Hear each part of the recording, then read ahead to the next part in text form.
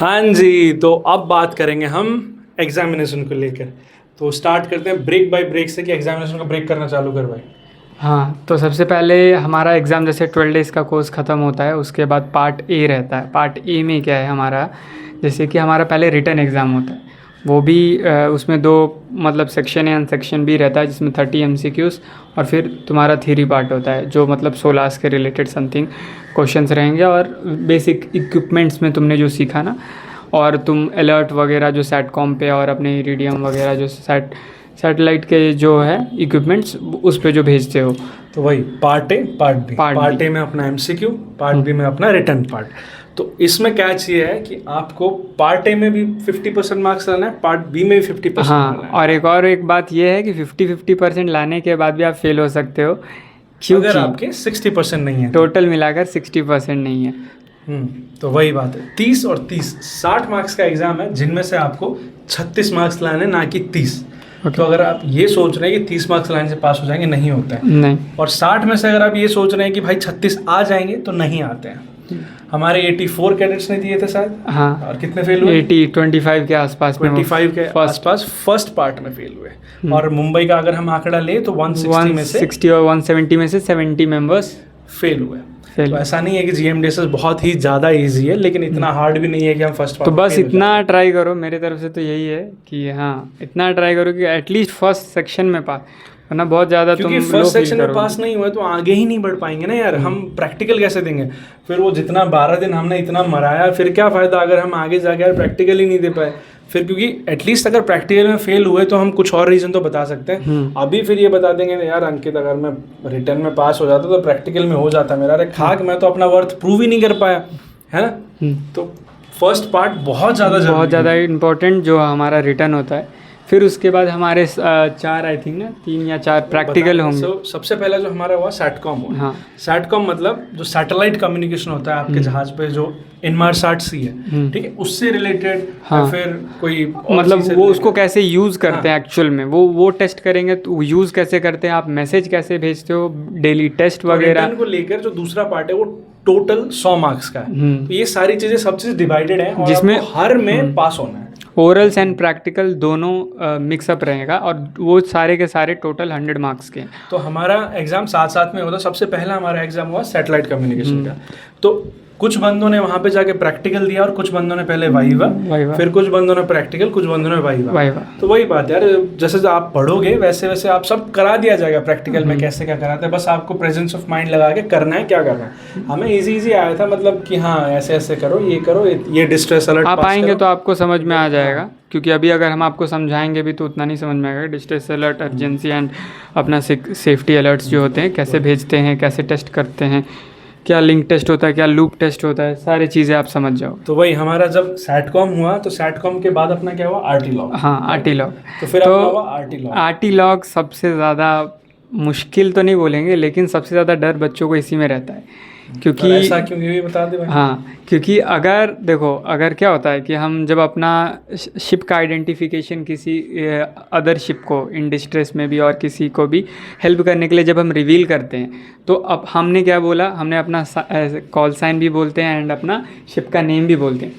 तो इसमें क्या होता है, आरटी लॉग में क्या होता है कि इंस्ट्रक्टर तुमसे कम्युनिकेट कर रहा है, मतलब वहाँ एक डिस्ट्रेस का सिचुएशन चल रहा है आपके बीच में और जो बाकी लोग हैं बैठे हुए तो उनके बीच में। लेकिन अगर आपने वहाँ पर एक अपना शिप का नेम या फिर उसका कॉल साइन अगर छोड़ दिया, आप फेल हैं। आपको कोई नहीं बचा सकता। बोल दिया, फेल, गलत बोल दिया। ऐसा क्यों? क्योंकि सपोज करो अंकित डिस्ट्रेस में है, ये मेरे से मदद मांग रहा है और मैं अगर रिस्पॉन्ड करने में मैं अपना नाम ही भूल जा रहा हूँ, कुछ भूल रहा हूँ, फिर तो वो पूरा का पूरा कम्युनिकेशन ही इनवैलिडेट हो गया भाई। मतलब उसका कुछ फायदा ही नहीं। आरटी लॉग इतना मतलब सबके दिमाग में खौफ रहता है ना इस वजह से, क्योंकि अगर आप एक छोटा मिस्टेक करोगे तो उसके वजह से आप सारे चीज़ से, क्योंकि देखो हमने ये बताया नहीं आपको कि हाँ हमारा टोटल पासिंग परसेंटेज जो मार्क्स है अपने प्रैक्टिकल्स एंड वाइवास जो होते हैं ओरल्स के 70% होता है आउट ऑफ 100, ठीक है। तो लेकिन अगर आप आरटी में छोटा सा माइनर मिस्टेक करने के वजह से फेल हो जाओगे, और इस वजह से और ज़्यादा हमें डर बना रहता है कि अगर भी है हमारे में, ठीक है, क्योंकि एक बंदा कॉल साइन भूल गया और वो फेल है। क्यों? क्योंकि जब वो बंदा अपने आप को ही डिस्टिंग्विश नहीं कर पाया कि ये मेरा जहाज़ है, I am proceeding for the assistance and all, तो फिर फ़ायदा ही नहीं हुआ भाई। ये इसलिए आरटीएम बड़ा डर बैठा रहता है कि इसलिए और ज़्यादा बच्चे डर जाते हैं कि अगर मेरे से मिस हो जाएगा, मैं फोनेटिक्स में कुछ गलत कर दूंगा, मैं अपना प्रोनाउंसिएशन जो है तुम्हारे जो है फोनेटिक्स के तुम ठीक से नहीं कर इसलिए पाओगे। जो भी बच्चे अगर जेएमडीएस कोर्स करने की सोच रहे हैं करेंगे, आरटी पे ज़्यादा आरटी पे बहुत ध्यान देना। आरटी और ये सबसे ज़्यादा मार्क्स भी मतलब इस देते हैं हमें 30 मार्क्स का होता है। टीचर्स इसी चीज़ की प्रैक्टिस करवाएंगे आरटी की, और बाद में रूम में आके आप अपने रूममेट के साथ भी प्रैक्टिस करना कि जितने फोनेटिक्स हैं ये सारा चीज़ आपको करना पड़ेगा भाई। अल्फ़ाबेटिकल फोनेटिक्स एंड जो न्यूमेरिकल फोनेटिक्स है पूरा का पूरा करना ही पड़ेगा, क्योंकि एग्जाम में ऑन द स्पॉट हमें करना है, और उस टाइम पे भाई नर्वस हो जाएंगे, नर्वस के टाइम पे ही भूल जाएंगे। शिप पे उतना डर नहीं लगता। रीज़न है कि तुम अभी सीख रहे हो या फिर जो भी है, बाद में तो ठीक है ऐसा सिचुएशन आएगा कि तुम्हें तो कई बार ऐसा भी होगा कि तुम लोगों ने खुद वीएचएफ उठा के बोला होगा है कि नहीं, पोर्ट को बताया होगा कि रिपोर्ट किया होगा, मैं भी बताया होगा, सब बताया होगा, लेकिन इधर एग्जामिनेशन के सामने बोलना है। और एग्जामिनर ने साफ कहा था भाई चाहे तुम 12 दिन में कितना ही टॉप कर लो, लेकिन एग्जाम के दिन कुछ नहीं कर पाए तो कहाँ का जीओसी थे भाई, हम तुम्हें नहीं देंगे, यही बोला था हमें साफ। ठीक है, तो ऐसा ही है सिंपल। तो हमारा जब आरटी लॉग हुआ तो आरटी लॉग के बाद अपना कौन सा हुआ, अपना डीएससी प्रैक्टिकल। और डीएससी मतलब डिजिटल सेलेक्टिव कॉलिंग, इसका ही प्रैक्टिकल होता है। इसमें क्या होता है, इसमें तुम्हारे पास 2 इक्विपमेंट है बेसिकली, एमएफएचएफ है और वीएचएफ। बेसिकली ये रहता है कि फर्स्ट पॉइंट ऑफ कांटेक्ट जो रहता है डिस्ट्रेस का वो यही रहता है। ये डीएससी से डिजिटल सेलेक्टिव। अपने जहाज पर ना एक रेड कलर का बटन होगा, उसके ऊपर एक प्रोटेक्टिव फिल्म रहेगी, उसको उठा के ना डिस्ट्रेस लिखा रहता है, वो दबाना नहीं रहता कभी, तो डिस्ट्रेस में ही है, तो वो सब डीएससी होता है। तो इसका भी एक प्रैक्टिकल होता है। इसमें भी बहुत ज़्यादा डर लगता है, क्योंकि वो जो बंदा रहता है भाई डीजी शिपिंग का बंदा रहता है कि, और वो जो डीजी शिपिंग का भाई हमारे तो फट ही जाता है डीजी शिपिंग को सुन के, क्योंकि हमारी माई बाप सब वही हैं। और वही है कि अगर मतलब हमें लगता है कि अगर छोटा सा कुछ भी अगर गलती हमने किया और उन्हें वो अच्छा नहीं लगा, मतलब वो मतलब रूल्स के खिलाफ है या समथिंग, वो फेल हमें कर सकते हैं।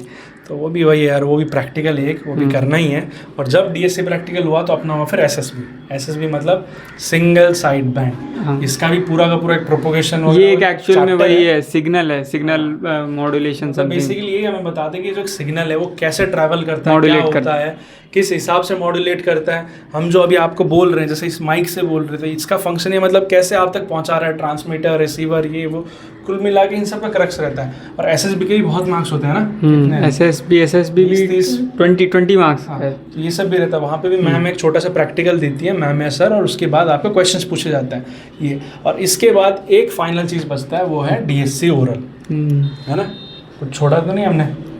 नहीं, डीएससी ओरल हाँ। अभी जैसे कि हमारे पास आरटी लॉग है, तो आरटी लॉग में आपका ओरल कुछ नहीं रहता, लेकिन अब जैसे कि वो हमने जैसे आपको स्टार्टिंग में बताया सेटकॉम में आपका ओरल रहेगा, डीएससी में ओरल रहेगा, एसएसबी का ओरल एंड प्रैक्टिकल रहेगा। तो बाकी तीनों में आपका oral and practical, RT log में आपका प्रैक्टिकल नहीं होता। और डीएससी ओरल भी डीजी शिपिंग वाले ही लेते हैं, जो डीएससी का लिया था। इसमें भी फटके 4 हो जाते हैं हमारे वही डीजी शिपिंग वाले भाई, मतलब क्योंकि एंड टाइम वही रहता है, वही हमारा भाई डिसाइडिंग फैक्टर रहता है।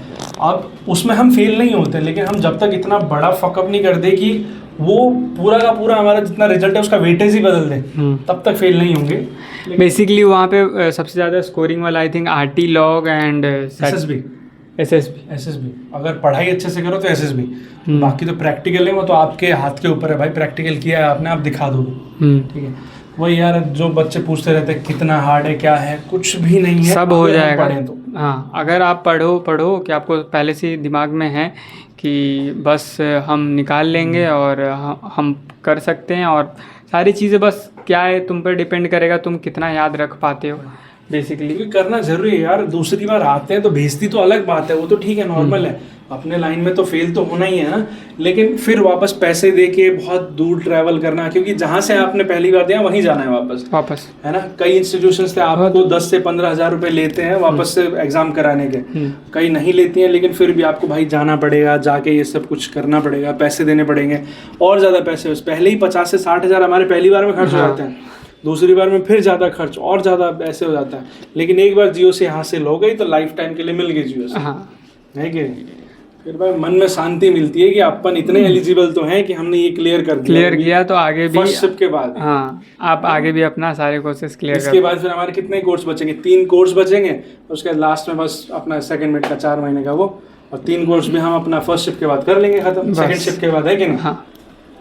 तो बस वही है, टाइम मैनेजमेंट भी थोड़ा सीखना, टाइम मैनेजमेंट पे भी ध्यान देना। मतलब आप आते हो अपने कॉलेज से पढ़ाई कर कर, फिर उसके बाद आपके पास लगेगा बहुत ज़्यादा थक जाओगे, लेकिन फिर भी आप अपना उस पढ़ाई पे फोकस तो करो। यार यही सब चीज़ें थी भाई, मेरे को भी जब मैंने नेट में ढूंढा मेरे को नहीं मिला कि एग्ज़ाम मतलब कैसे होता है, क्या होता है, प्रैक्टिकल नहीं था एक भी चीज़ कैसे करते हैं हम। लेकिन यही है भाई लिटरली जो होता है। लेकिन जो हमने सीक्वेंस बताया, जरूरी नहीं कि आपका उसी सीक्वेंस में, पहला सीक्वेंस ठीक है, रिटर्न तो होना ही होना है, उसके रिटर्न बाद सबसे ही पहले फंस होगा, जाओगे। रिटर्न सबसे लेकिन पहले उसके होगा। बाद कि आपका डीएससी ओरल पहले होगा या डीएससी प्रैक्टिकल पहले होगा या एसएसबी प्रैक्टिकल पहले होगा, कुछ नहीं पता। सब वहाँ पे जाके स्पॉन्टेनियस, किसी का कुछ चल रहा होता है, किसी का कुछ चल रहा होता है, 3-4 अलग अलग रूम में सबका कुछ ना कुछ चलता ही रहता है। लेकिन कुल मिलाकर यही सब चीज़ें हैं। अगर if you follow all this steps then definitely you will also be passing like us. भाई हम तो खुश हैं यार, पास हो गए हैं। बाकी अब आप अपना देखो। चलो, Lokendra and Ankit signing off, bye bye.